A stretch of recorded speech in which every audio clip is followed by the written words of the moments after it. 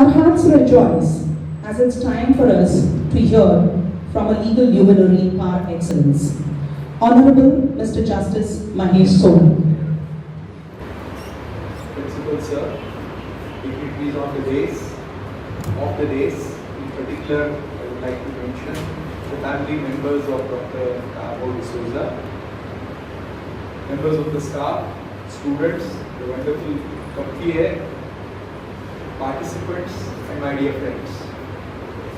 To begin with, we must pay our collective tributes to the memory of Dr. Carmo Souza, whose name so worthily graces this Moot Court event. Dr. Carmo Souza was a great scholar and a man of sterling intellectual integrity. This was evident in his teachings as well as writings. He leaves behind a legacy of scholarship and a great fodder for research. But honestly, we had all hoped, perhaps against hope itself, that Dr. Carmo Souza would continue illuminating our path much longer. But that was not to be. This is, however, not the time to grieve for what cannot be. Instead, this is the time to be grateful for what has been. Dr. Carmo Souza's rich legacy continues to shine and illuminate. And we must cherish and celebrate this light as we stand on the cusp of the Festival of Lights. Dr. Carmo Souza cared much for the students from the two great colleges involved in today's movement. This is therefore a fitting tribute to Dr. Carmo Souza. Even posthumously, he has involved the students in this noble project. They say that if you tell a student something, she is most likely to forget it. So likewise, if you teach her, she will probably remember it. But if you involve her in some project, then there is the best chance that she will learn. And this is what Dr. Carmo Souza has achieved posthumously, no doubt with the great efforts put in by all of you to have such a wonderful function. Now I am confident that this will be the position with most of the participants. And by participants I do not mean only the speakers and the researchers, but also the students in the audience who took an active part in the Moot Court which was held. And this was incidentally Dr. Carmo's favored style of teaching, which was referred to by your principal. You would get involved, you would involve the students. Now friends, it is customary to advise college students, whether they like such advice or not, whether they need such advice or not. Therefore, with advance apologies, I will not deviate from this custom. But by way of mitigation, I will try to be brief. I think it was Mark Twain who famously remarked that college education can do you no harm, provided you are prepared to learn once you are out of college. Friends, while I endorse this line of thought, I think that college education can broadly do two things for you.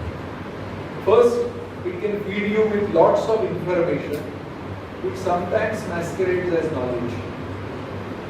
As it is, we live in an age of information explosion and infodemic, if you are not averse to coining new terms.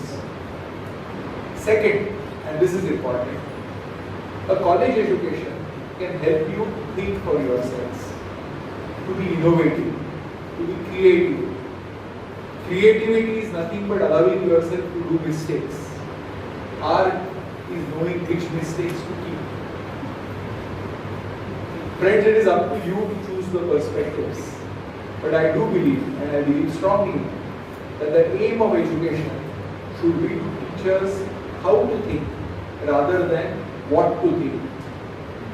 To improve our minds rather than load our memories with thoughts of other men and women, however great or ignorant they may be. The legitimate purpose of education is not to fill an empty mind with lots of facts, figures and information.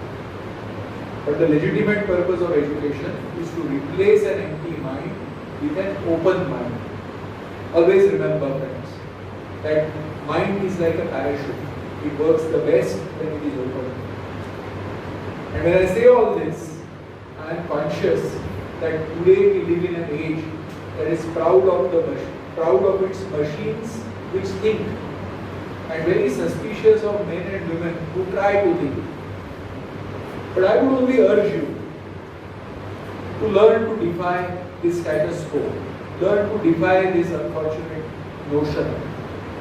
Experience sometimes swimming against the tide or against the current.